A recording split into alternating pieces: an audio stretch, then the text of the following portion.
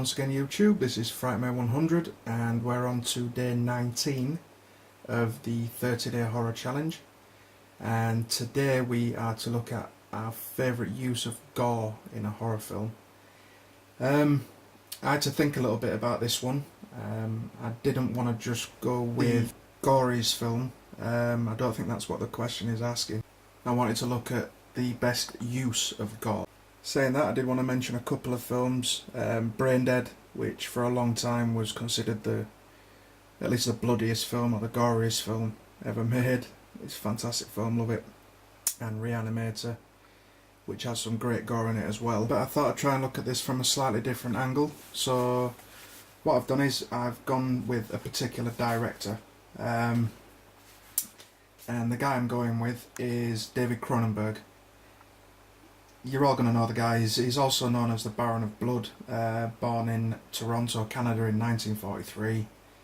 But I wanted to pick one of his films just because his use of gore, which I think is what the challenge is asking, it's more than just gore for gore's sake. It ties into strong messages and ideas that he's trying to get across in his movies. So for me it's a great use of gore. It makes sense rather than just, as I say, gore for gore's sake. That's not to say I don't enjoy a really good gory movie, but there we go. Going back, I mean 1975, you've got something like Shivers. A couple of years later, Rabid, kind of gore-filled vampire type movies. Then you've got something like The Brood, which I absolutely love. It's a fantastic film. Something like Scanners. Obviously in particular the exploding head scene at the beginning, which is really fantastic. But for my choice for the best use of gore, The Fly. As I say, it's probably not the goriest film ever made. There is great scenes of gore in it, just from what I can remember, especially the first time watching it when I was a young kid, and seeing the arm wrestling scene always seemed to get to me, where he snaps the guy's arm. Obviously the bits in the bathroom when he's picking bits of teeth and ears off and God knows what else.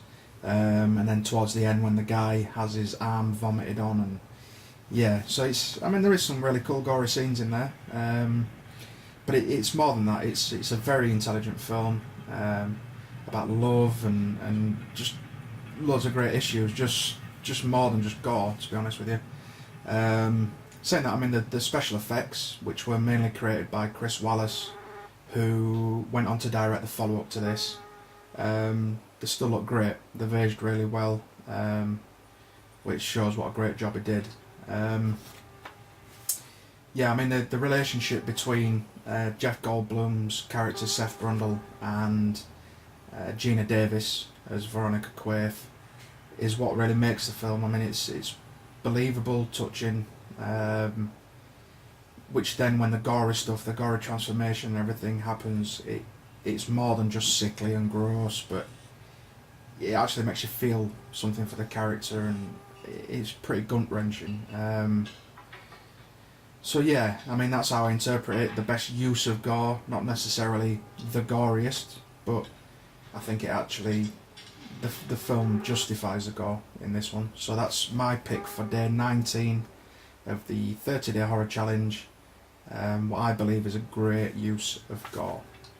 Thank you very much for watching, and look forward to seeing everyone else's entries. Take it easy.